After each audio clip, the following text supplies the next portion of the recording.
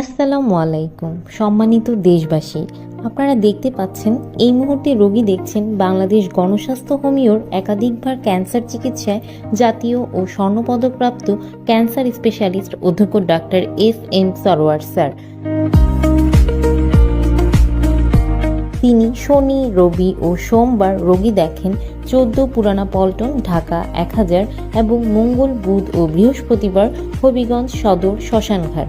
যে কোনো তথ্যের জন্য, পরামর্শের জন্য অথবা সিরিয়ালের জন্য যোগাযোগ করুন 017-085-42064 অথবা 017-985-24852 এই নম্বরে।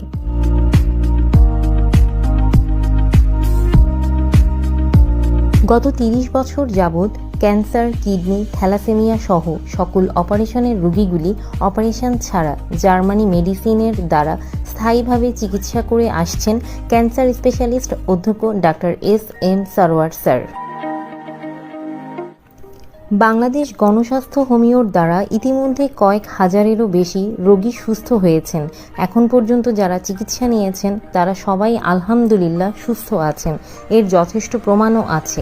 এরই মধ্যে উল্লেখযোগ্য কয়েকজন হলেন আমাদের সাবেক রেলমন্ত্রী জনাব মুজিবুল হক সাহেবের প্রধান গানম্যান জনাব মুস্তাফিজুর রহমানের ছোট ভাই, যার থাইরয়েড ক্যান্সার ছিল। এক কান থেকে আরেক কান পর্যন্ত ফুলে গিয়েছিল, মুখ জবান বন্ধ হয়ে গিয়েছিল। ওনাদের পরিবারে 10 জন MBBS ডাক্তার। পিজি হাসপাতালের প্রধান জনাব প্রাণগোপাল সাহেব চিকিৎসা করেছিলেন।